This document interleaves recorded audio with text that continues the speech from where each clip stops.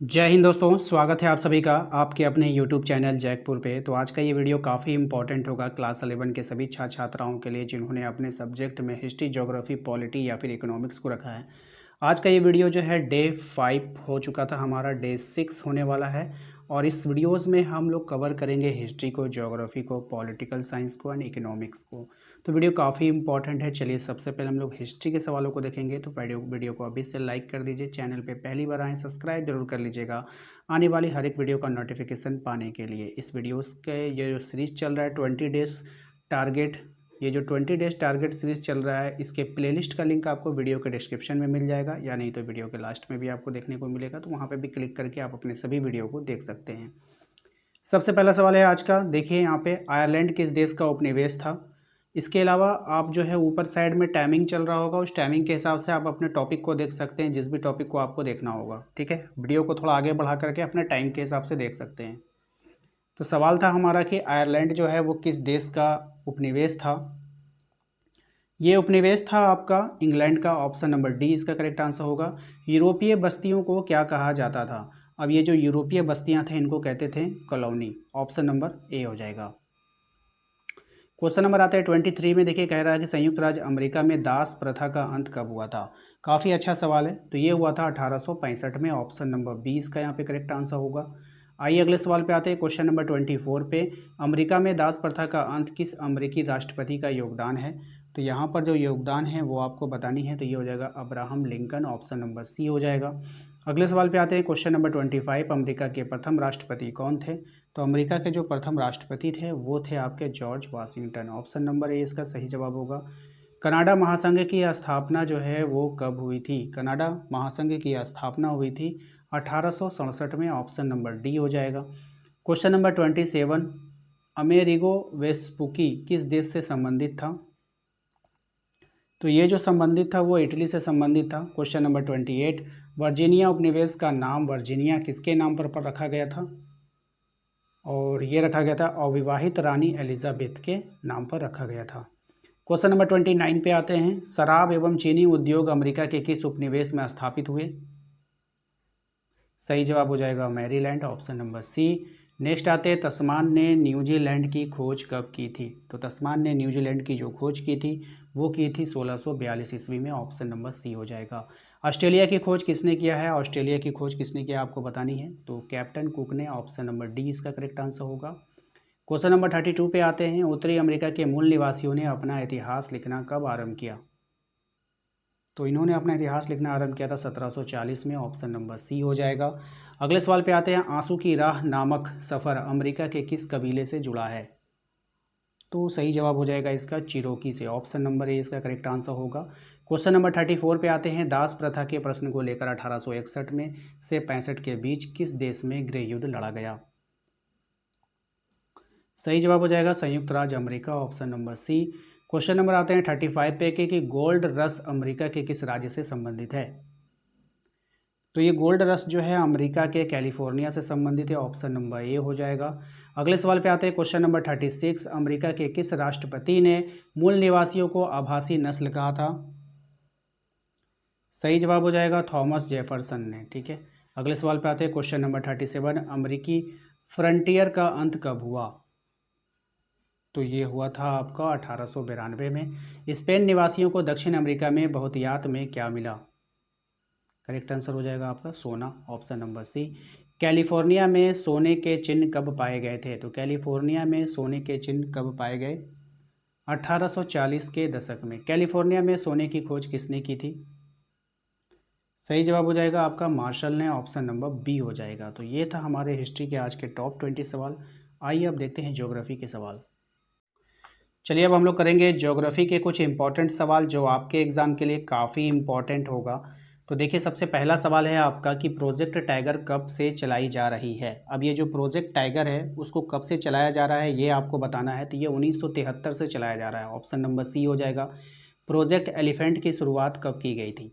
अब project elephant की शुरुआत अगर हम कहें तो 1992 में हुई थी, याद रखिएगा। 1973 टाइगर वाला और एलिफेंट वाला 1992 में, दोनों को याद रखना है। क्वेश्चन नंबर आते हैं 33 में। देखिए कहा गया कि वन्य अधिनियम को कब पूर्णतः संशोधित किया गया जिसके तहत कठोर सजा का प्रावधान किया गया है। तो ये कब हुआ था संशोधित, ये आपको बतानी है। तो ये संशोधित हुआ था 1991 में। चंदन वन किस तरह के वन के उदाहरण हैं? अब ये जो चंदन वन है ये किस तरह का वन है? तो पर्णपाती वन के उदाहरण है। ऑप्शन नंबर सी हो जाएगा। क्वेश्चन नंबर आते हैं 35 पे कि प्रोजेक्ट टाइगर निम्नलिखित में से किस उद्देश्य से शुरू किया गया है? अब ये जो प्रोजेक्ट टाइगर है इसको शुरू करने का उद्देश्य बाघ को शिकार से बचाने के लिए। ऑप्शन नंबर बी हो जाएगा। नंदा देवी जीव मंडल निश्चय निम्नलिखित में से किस प्रांत में स्थित है? आपको बतानी है। सही जवाब हो जाएगा आपका उत्तराखंड में है ये। ऑप्शन नंबर बी हो जाएगा। क्वेश्चन नंबर आते हैं 37 पे कि वन नीति के अनुसार कितने प्रतिशत क्षेत्र वनों के अधीन होना चाहिए? कितना प्रतिशत क्षेत्र वनों के अधीन होना चाहिए? तो 33% क्षेत्र जो है वनों के अधीन होना चाहिए। भारत का राष्ट्रीय पशु कौन है? आपको बतानी है। तो भारत का जो राष्ट्रीय पशु है आपको बताना है, हाथी होगा, गैंडा होगा, बाघ होगा या फिर शेर होगा। इसका आंसर आप लोग कमेंट बॉक्स में जरूर दीजिएगा। ठीक है, बहुत ही आसान सवाल है। क्वेश्चन नंबर आते हैं 39 पे कि भारत में आर्थिक दृष्टि से सबसे महत्वपूर्ण वन कौन है? तो भारत में आर्थिक दृष्टि से जो सबसे महत्वपूर्ण है उष्णकटिबंधीय पर्णपाती वन। ऑप्शन नंबर बी हो जाएगा। सुंदर वन किस प्रकार के वनों में पाए जाते हैं? अब ये जो सुंदर वन है वो किस प्रकार के वनों में पाया जाता है? तो मैंग्रोव वन में पाया जाता है। ऑप्शन नंबर डी हो जाएगा। राज्य केंद्र शासित प्रदेश के कुल भौगोलिक क्षेत्र का सर्वाधिक प्रतिशत किस में है? सही जवाब हो जाएगा अंडमान निकोबार द्वीप समूह में। ऑप्शन नंबर डी इसका सही जवाब होगा। क्वेश्चन नंबर आते हैं 42 पे सागवान, साल, शीशम, हरा वृक्ष किस प्रकार के वनों में पाए जाते हैं? तो ये जो वन होते हैं ये उष्णकटिबंधीय पर्णपाती वन होते हैं। ऑप्शन नंबर बी होगा। झारखंड में किस प्रकार के वन पाए जाते हैं? मोस्ट इंपॉर्टेंट सवाल रहेगा आपके एग्जाम के लिए। तो उष्णकटिबंधीय पर्णपाती वन पाए जाते हैं। ऑप्शन नंबर बी हो जाएगा। भारत में किस प्रकार के वन सर्वाधिक वृहद क्षेत्र में पाए जाते हैं? तो यहाँ पे होगा उष्णकटिबंधीय पर्णपाती वन, जो हमारे झारखंड में भी पाया जाता है। भारत के पश्चिमी घाट में किस प्रकार के वन पाए जाते हैं? तो भारत के जो पश्चिमी घाट है वहाँ पर जो वन पाया जाता है उष्णकटिबंधीय सदाबहार वन पाए जाते हैं, याद रखना है। उष्णकटिबंधीय कांटेदार वन किन क्षेत्रों में पाए जाते हैं? अब ये जो कांटेदार वन है ये कहाँ पाया जाता है? तो ये पाया जाता है गुजरात और राजस्थान में। ऑप्शन नंबर ए हो जाएगा। भारत के पश्चिमी भाग गुजरात राजस्थान के में किस प्रकार की वनस्पति पाई जाती है? तो ये जो पाई जाती है ये होती है छोटे और कटीले वृक्ष। ऑप्शन नंबर बी हो जाएगा। भारत का प्रथम जीव मंडल निश्चय कौन है? बहुत ही इंपॉर्टेंट सवाल है एग्जाम के लिए। तो नीलगिरी तमिलनाडु और कर्नाटक में जो स्थित है। अगले सवाल पे आते हैं क्वेश्चन नंबर 49। भारत का सबसे बाद में बना जीव मंडल निश्चय कौन सा है? तो ये हो जाएगा आपका पन्ना, जो मध्य प्रदेश में है। ऑप्शन नंबर सी हो जाएगा। अगले सवाल में आते हैं क्वेश्चन नंबर 50 कि देश में बाघों की संख्या बढ़कर 2020 में कितनी हो गई? तो यहाँ पर जो आपका हो जाएगा 2967 हो जाएगा। इनमें से कौन सा जोड़ा सही नहीं है आपको बताना है, यानी कि गलत जोड़ा है। तो यहाँ पर जो अगस्त मलाई जो है वो कर्नाटक जो दिया गया है यही गलत है, बाकी सब ये सब सही है। ठीक है, इसको ध्यान में रखना है। क्वेश्चन नंबर आते हैं 52 में उष्ण एवं आर्द्र प्रदेशों में जहाँ वर्षा 200 सेंटीमीटर से कम होती है किस तरह के वन मिलते हैं? तो ऐसे जगहों पे जो वन होते हैं वो उष्णकटिबंधीय आर्द्र सदाबहार वन होते हैं। ऑप्शन नंबर ए हो जाएगा। क्वेश्चन नंबर आते हैं 53 पे, कह रहा है कि आर्द्र पर्णपाती वन कितने वर्षों वाले क्षेत्र में, कितने वर्षा वाले क्षेत्र में मिलते हैं, ये आपको बतानी है। तो 100 से 200 सेंटीमीटर वर्षा वाले क्षेत्र में मिलते हैं। किन वनों के पौधे लगभग पूरे वर्ष पत्ते रहित रहते हैं और झाड़ियाँ जैसे लगते हैं? कौन से ऐसे पौधे हैं भाई? तो उष्णकटिबंधीय कटीले वन। ऑप्शन नंबर ए हो जाएगा।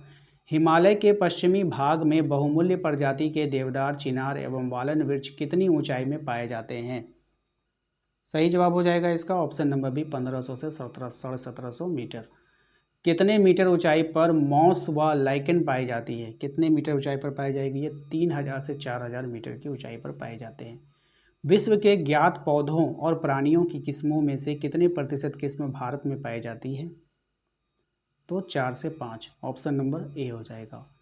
मानव और जीवमंडल programme MAB man and biosphere programme एक अंतर सरकारी वैज्ञानिक कार्यक्रम है जिसे 1971 में किसके द्वारा शुरू किया गया था? तो ये जो शुरू हुआ था यूनेस्को के द्वारा शुरू हुआ था। ऑप्शन नंबर ए हो जाएगा। ठीक है, क्वेश्चन नंबर आते हैं 59 पे। देखिए कह रहा है कि देवदार वृक्ष मुख्य रूप से मिलते हैं। अब ये जो देवदार वृक्ष होते हैं वो मुख्य रूप से पश्चिमी हिमालय पर मिलते हैं। ये भी सवाल मोस्ट इंपॉर्टेंट है आपके एग्जाम के लिए। अगले सवाल पे आइए कि तमिलनाडु के उत्तर में रामेश्वरम द्वीप से दक्षिण में कन्याकुमारी तक विस्तृत जीवमंडल निश्चय कौन है? सही जवाब होगा इसका मन्नार की खाड़ी। ऑप्शन नंबर सी हो जाएगा। चलिए अब हम लोग स्टार्ट करने वाले हैं पॉलिटिकल साइंस के कुछ ऐसे सवाल जो आपके एग्जाम के लिए इंपॉर्टेंट होगा। सबसे पहला सवाल देखिए आपके स्क्रीन पर, संयुक्त राष्ट्र संघ द्वारा मानव अधिकारों की सर्वाधिक घोषणा कब किया गया था? सही जवाब हो जाएगा 10 दिसंबर 1948 को, ऑप्शन नंबर ए हो जाएगा। दूसरा सवाल देखिए, कह रहा है कि संयुक्त राष्ट्र संघ के महासभा द्वारा मानव अधिकार को कब लागू किया गया? तो ये भी 10 दिसंबर 1948, ऑप्शन नंबर ए इसका करेक्ट आंसर होगा। क्वेश्चन नंबर आते हैं 17 पे, 17वीं और 18वीं सदी के राजनीतिक सिद्धांतकारों के अनुसार कौन कौन से प्राकृतिक अधिकार मनुष्य को प्राप्त हैं? तो ये हो जाएगा जीवन का अधिकार, स्वतंत्रता का अधिकार और संपत्ति का अधिकार। उपरोक्त में से सभी, ऑप्शन नंबर डी हो जाएगा। एमिनुअल कांट किस देश के रहने वाले थे? तो एमिनुअल कांट जो थे वो कौन से देश के रहने वाले हैं? तो वो जर्मनी के रहने वाले हैं, ऑप्शन नंबर बी हो जाएगा। एमिनुअल कांट कौन थे आपको बताना है। तो ये एक दार्शनिक था। कौन था? एक दार्शनिक था। कांट एक मनुष्य को दूसरे मनुष्य के साथ किस प्रकार के व्यवहार करने का पक्षधर थे? तो ये जो थे नैतिक व्यवहार करने का पक्षधर थे। किस विचारक ने नैतिक अधिकार की अवधारणा को जन्म दिया? यानी कि ऐसा कौन सा विचारक था? तो वो कांट थे। ठीक है, याद रखिएगा। किस विचारक ने कहा था कि मनुष्य एक गरिमापूर्ण प्राणी है? तो किसने कहा था ये? तो ये कांट ने कहा था, याद रखिएगा। भारतीय संविधान के अनुसार वर्तमान में कितने मूल अधिकार हैं आपको बतानी है? तो 6 मूल अधिकार हैं, याद रखिएगा। क्वेश्चन नंबर आते हैं हम लोग 10 पे। क्वेश्चन नंबर 10 में कहा है कि भारत के मूल संविधान में कितने मूल अधिकार जो है थे? पहले कितने थे आपको बतानी है। तो पहले 7 था, जिसमें से संपत्ति के अधिकार को जो है आप हटाया गया था वहाँ से। यहाँ पे देखिए, संपत्ति के मौलिक अधिकार को किस संविधान संशोधन के द्वारा हटाकर कानूनी अधिकार का दर्जा दिया गया था? तो ये हो जाएगा 44वें संविधान संशोधन 1978 के द्वारा, ऑप्शन नंबर बी इसका सही जवाब हो जाएगा। क्वेश्चन नंबर 12 पे आते हैं, प्राण एवं दैहिक स्वतंत्रता के अधिकार का वर्णन किस अनुच्छेद में किया गया है? तो ये किया गया है अनुच्छेद 21 में, ऑप्शन नंबर ए हो जाएगा। अभिव्यक्ति की स्वतंत्रता का अधिकार का वर्णन किस अनुच्छेद में है? तो ये है आपका अनुच्छेद 19 में, ऑप्शन नंबर सी हो जाएगा। राजनीतिक अधिकार का संबंध है किससे है आपको बतानी है? तो ये आपका मत देने का अधिकार, निर्वाचित होने का अधिकार, सरकार की आलोचना करने का अधिकार। तो उपरोक्त में से सभी इसका करेक्ट आंसर होगा। क्वेश्चन नंबर आते हैं 15 पे कि भारतीय संविधान में मूल अधिकार की अवधारणा किस देश के संविधान से लिया गया है? तो ये जो लिया गया है संयुक्त राज्य अमेरिका से लिया गया है, ऑप्शन नंबर ए हो जाएगा। क्वेश्चन नंबर 16 पे आते हैं कि अधिकार का कौन सा उद्देश्य होता है? यानी अधिकार का कौन कौन से उद्देश्य होते हैं, ये आपको बतानी है। तो लोगों के कल्याण की हिफाजत करना, सरकार के प्रति जवाबदेह बनाना, शांति एवं सुरक्षा स्थापना करना, और उपरोक्त में से सभी, ऑप्शन नंबर डी हो जाएगा। शोषण के विरुद्ध अधिकार का वर्णन किस अनुच्छेद में किया गया है आपको बतानी है? तो शोषण के विरुद्ध अधिकार का जो वर्णन किया है अनुच्छेद 23 से 24 में किया गया है। संवैधानिक उपचारों के अधिकार का वर्णन किस अनुच्छेद में है? मोस्ट इंपॉर्टेंट सवाल है ये, ध्यान में रखिएगा। अनुच्छेद 32 में है, ऑप्शन नंबर डी हो जाएगा। एक व्यक्ति के लिए सबसे महत्वपूर्ण मौलिक अधिकार क्या है? तो यहाँ पे इसका राइट आंसर होने वाला है जीवन जीने के व्यक्तिगत स्वतंत्रता का अधिकार, ऑप्शन नंबर ए हो जाएगा। आइए अगले सवाल पे आते हैं। क्वेश्चन नंबर 20 पे, अस्पृश्यता का उन्मूलन का अधिकार किस प्रकार का अधिकार है? तो ये जो अधिकार है वो हो जाएगा आपका समानता का अधिकार है, ऑप्शन नंबर ए हो जाएगा। भारत में दास प्रथा का उन्मूलन कब कर दिया गया था? तो ये जो किया गया था ये 1843 में किया गया, ऑप्शन नंबर बी। 14 वर्ष से कम उम्र के बच्चों को जोखिम भरे कार्य करने पर रोक लगाया गया है, ये किस प्रकार के अधिकार के अंतर्गत आता है? तो ये आता है शोषण के विरुद्ध अधिकार, ऑप्शन नंबर सी के अंतर्गत आता है। भारत में मौलिक अधिकार का जनक किसे माना गया है? तो भारत में मौलिक अधिकार का जो जनक माना जाता है वो माना जाता है सरदार वल्लभ भाई पटेल को, ऑप्शन नंबर डी हो जाएगा। भारतीय संविधान के अनुसार मौलिक अधिकारों का रक्षक कौन है? तो मौलिक अधिकारों का यहाँ जो रक्षक है वो सर्वोच्च न्यायालय है, ऑप्शन नंबर ए हो जाएगा। इंग्लैंड के राजा जॉन के द्वारा अधिकारों को चार्टर पर कब हस्ताक्षर किया गया था? तो ये किया गया था आपका ऑप्शन नंबर ए 1215 में। क्वेश्चन नंबर आते हैं 26 पे, मौलिक अधिकार से संबंधित कौन सा कथन सत्य है? तो यहाँ पे हो जाएगा इसका राइट आंसर, मौलिक अधिकारों को संविधान का प्रदत्त है, मौलिक अधिकार का रक्षक उच्चतम न्यायालय है, समान स्थिति में मौलिक अधिकार को समाप्त या कम नहीं किया जा सकता। उपरोक्त में से सभी, ऑप्शन नंबर डी हो जाएगा। कानूनी अधिकार के संबंध में कौन सा कथन सत्य नहीं है? तो कौन सा कथन सत्य नहीं होगा? तो यहाँ पे आप देख लीजिए, पढ़ लीजिए इसको, सब जो है यहाँ पे राइट आंसर है, उपरोक्त में से सभी हो जाएगा, आप इसको अच्छे से देख लीजिए, ठीक है। क्वेश्चन नंबर आते हैं हम लोग 28 पे कि मूल अधिकार का वर्णन भारतीय संविधान के किस भाग में है? तो देखिए मूल अधिकार का जो वर्णन किया गया है वो किया गया है आपका भाग 3 में ऑप्शन नंबर सी हो जाएगा। क्वेश्चन नंबर आते हैं हम लोग 29 पे। कहा जा रहा है इसमें उच्च न्यायालय के किस अनुच्छेद के तहत मौलिक अधिकार के हनन होने पर 5 प्रकार का रिट जारी कर सकता है। तो ये कौन सा अनुच्छेद में है? अनुच्छेद 226 में, ऑप्शन नंबर बी हो जाएगा। रोजगार एवं अवसर के समानता का वर्णन किस अनुच्छेद में किया गया है? तो ये किया गया है आपका अनुच्छेद 16 में। किसी भी व्यक्ति को अपनी इच्छा के अनुसार किसी भी संप्रदाय को स्वीकार करने या अस्वीकार करने का अधिकार किस अनुच्छेद के तहत दिया गया है, आपको बतानी है। तो यहाँ पे सही जवाब हो जाएगा आपका ऑप्शन नंबर बी, अनुच्छेद 25 के तहत। ठीक है। और कभी कभी इसी प्रश्न को घुमा कर पूछता है कि धार्मिक स्वतंत्रता का अधिकार कहाँ पे दिया गया है, तो वहाँ पे अनुच्छेद 25 कर दीजिएगा।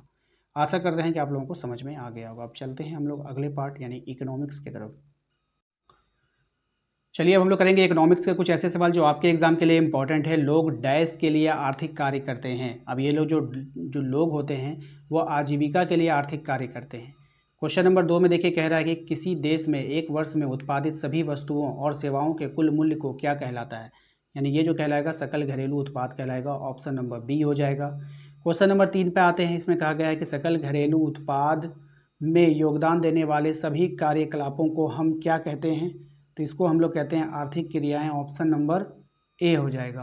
क्वेश्चन नंबर आते हैं 4 पे। सकल घरेलू उत्पाद में विदेशों से प्राप्त शुद्ध साधन आय या मूल्य जोड़ देने पर डैश प्राप्त हो जाता है। क्या प्राप्त हो जाता है? तो सकल राष्ट्रीय उत्पाद प्राप्त हो जाता है। ऑप्शन नंबर सी हो जाएगा। क्वेश्चन नंबर आते हैं 5 पे। इसमें कहा गया है कि निम्नलिखित में से किसे श्रमिक कहा जाएगा? किसको श्रमिक कहा जाएगा ये आपको बताने। जिन्हें नियोक्ता द्वारा काम के बदले भुगतान किया जाए, बिल्कुल सही। जो व्यक्ति स्वयं नियोजित हो, बिल्कुल सही। जो व्यक्ति किसी कारणवश अस्थायी रूप से काम नहीं कर पा रहा है, मतलब अस्थायी रूप से काम करता है लेकिन अभी कोई कारण हो गया, बीमार पड़ गया या कहीं चला गया, लेकिन फिर भी वो क्या कहलाएगा? श्रमिक कहलाएगा। इसलिए उपरोक्त में से सभी हो जाएगा। ऑप्शन नंबर डी हो जाएगा। क्वेश्चन नंबर आते हैं हम लोग 6 पे। क्वेश्चन नंबर 6 में देखिए कहा गया है आपसे कि देश की जनसंख्या का वह भाग जो वास्तव में कार्य कर रहा है अथवा कार्य करने के लिए इच्छुक है तो क्या कहलाता है? तो इसको हम लोग कहते हैं श्रम बल। Option number A. छोटे किसान, कृषि श्रमिक, छोटे व्यवसायी और उनके कर्मचारी तथा स्वनियोजित व्यक्तियों को किस क्षेत्र में रखा जाता है? तो इसको हम लोग रखते हैं असंगठित क्षेत्र में। ऑप्शन नंबर डी हो जाएगा। क्वेश्चन नंबर आते हैं हम लोग 8 पे। क्वेश्चन नंबर 8 में कहा गया है कि सकल श्रम बल जिन श्रमिकों को नियमित आय मिलती है और सरकार श्रम कानूनों द्वारा उनके अधिकारों की रक्षा करता है, वो क्या है? तो वो हो जाएगा यहाँ पे संगठित क्षेत्र के कर्मचारी। ऑप्शन नंबर ए हो जाएगा। इनमें से संगठित क्षेत्रों में लगे श्रमिक को चुनना है आपको। कौन है यहाँ पे आपको बतानी है। तो सही हो जाएगा, एक सरकारी अस्पताल का जो नर्स है वो संगठित क्षेत्र में आता है। भारत के संदर्भ में अधिकांश रोजगार का स्रोत अर्थव्यवस्था का कौन सा क्षेत्रक है? तो ये प्राथमिक क्षेत्रक में आता है। ऑप्शन नंबर ए हो जाएगा। ठीक है। दूसरे आते हैं हम लोग क्वेश्चन नंबर 11। कह रहा है जनसंख्या शब्द का जो अर्थ आपको बताने हैं कि क्या होता है। तो किसी क्षेत्र विशेष में किसी समय पर किस विशेष पर रह रहे व्यक्तियों की कुल संख्या है ना, ये बदलते रहती है समय समय पर। भारत में रोजगार के औपचारिक क्षेत्रक में सबसे बड़ा रोजगारदाता कौन है? तो यहाँ पर जो सबसे बड़ा रोजगारदाता हो जाएगा निजी क्षेत्र जो सबसे ज़्यादा रोजगार देता है। क्वेश्चन नंबर आते हैं 13 पे। किस संगठन के प्रयासों से भारत सरकार ने अनौपचारिक क्षेत्र में आधुनिकीकरण कर और इस क्षेत्र में कर्मचारियों के लिए सामाजिक सुरक्षा व्यवस्था का प्रावधान किया है? तो ऐसा कौन सा क्षेत्र हो जाएगा? वो हो जाएगा अंतर्राष्ट्रीय श्रम संगठन ILO। ठीक है। देश के द्वितीय क्षेत्र में कौन सा औद्योगिक वर्ग आते हैं? तो यहाँ पे जो आएगा आपका विनिर्माण और विद्युत गैस जल आपूर्ति, यानी कि बी और सी दोनों हो जाएगा। ऑप्शन नंबर डी हो जाएगा। ठीक है। कितने कर्मचारियों को रोजगार देने वाले प्रतिष्ठान संगठित क्षेत्र में माने जाते हैं? तो 10 या 10 व्यक्तियों से अधिक। क्वेश्चन नंबर 16 है कि निम्न समीकरणों में से कौन बेरोजगारी की धारणा को दर्शाता है? कौन बेरोजगारी की धारणा को दर्शाता है? तो बेरोजगारों की संख्या बराबर श्रम शक्ति माइनस रोजगारों की संख्या। तो ऑप्शन नंबर 20 का करेक्ट आंसर होगा। क्वेश्चन नंबर आते हैं हम लोग 17 पे। कह रहा है निम्नलिखित दशाओं में से किस दशा को खुली बेरोजगारी की दशा भी कहा जाता है? तो कौन सी दशा है? योग्यता एवं इच्छा रहते हुए भी काम के अभाव के कारण व्यक्ति बिना रोजगार के रह जाता है, तो ये खुली बेरोजगारी है। Option number A. Question number आते हैं हम लोग 18 पे। निम्नलिखित दशाओं में से किस दशा को प्रच्छन्न बेरोजगारी की दशा कहते हैं? अब यहाँ पे प्रच्छन्न बेरोजगारी का क्या हो जाएगा? तो काम करने की योग्यता के अभाव के कारण बिना रोजगार का रह जाना। ऑप्शन नंबर बी हो जाएगा। क्वेश्चन नंबर आते हैं हम लोग 19 पे। कृषि क्षेत्र में अधिकतर किस प्रकार की बेरोजगारी पाई जाती है? मोस्ट इंपॉर्टेंट सवाल रहेगा एग्जाम के लिए। तो प्रचंड बेरोजगारी पाई जाती है, ऑप्शन नंबर सी हो जाएगा। क्वेश्चन नंबर आते हैं 20 पे। अर्थशास्त्री किसे बेरोजगार मानते हैं? तो अर्थशास्त्री जो बेरोजगार मानते हैं वो मानते हैं जिसे आधे दिन की अवधि में 1 घंटे का रोजगार भी नहीं मिल पाया, तो वो बेरोजगार है। ऑप्शन नंबर डी इसका करेक्ट आंसर हो जाएगा। तो आशा करते हैं आप लोगों को आज का ये वीडियो पसंद आया होगा। वीडियो को लाइक करके चैनल को सब्सक्राइब कर लीजिए।